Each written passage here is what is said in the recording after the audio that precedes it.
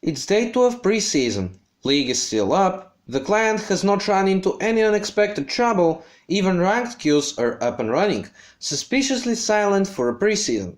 But do not worry, as the preseason patch has not yet arrived.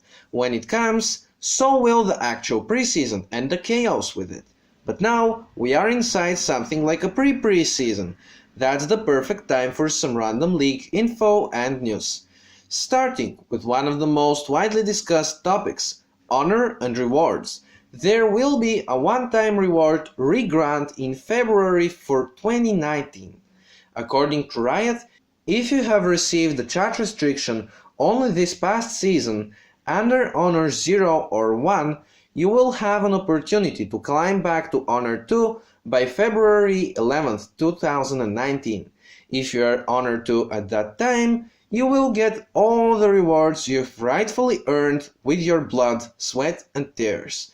The above does not apply to any other more severe penalty type, such as 2-week suspensions, botting, boosting, cheating or permabans. If you have received any additional penalties other than just your chat restriction, you will not be eligible. When it comes to random facts, here is something that you have probably never thought of. Different regions use different currencies for RP purchases, and RP itself actually slightly varies in price between the servers, or maybe not so slightly. For example, according to this Reddit post that got my attention, in this chart we can see how much an epic skin costs in different regions. On Europe Nordic and East and Europe West it is 8.18 euros, while on North America it is slightly lower at 7.98 euros. However, as we move on, prices drastically drop. In Russia and Turkey, that same amount of RP costs less than 6 euros.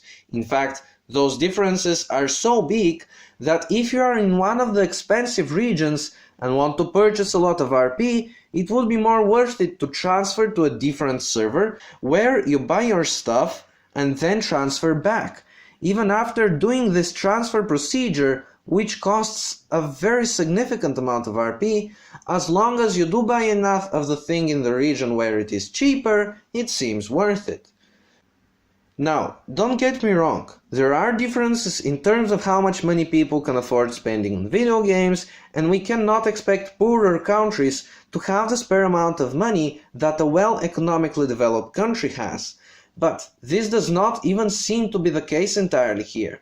There are countries in Europe, especially Eastern Europe, that have very weak economics when compared to the USA, yet they have to buy RP at higher prices than the USA.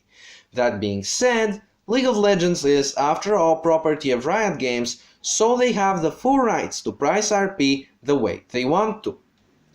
An official preseason advertisement sort of a video was also released on the official League of Legends channel.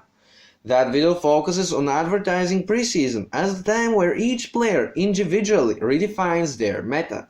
The changes to runes do actually support that, but still, considering how many self-made metas the balancing team has put an end to intentionally, it might go either way. Yes, the new runes do provide more diversity, and that's awesome. But on the other hand, do you remember the fate of Tank Echo, or support Malzahar, or even Talia Jungle? If the rune changes lead to such strategies which are not healthy in terms of gameplay, they probably will get nerfed too. However, anything which does not cross that border between meta and unhealthy gameplay will be kept, I guess, so it's nice. Thanks for watching, and remember to leave a like if you enjoyed this preseason video, and subscribe for more content like this.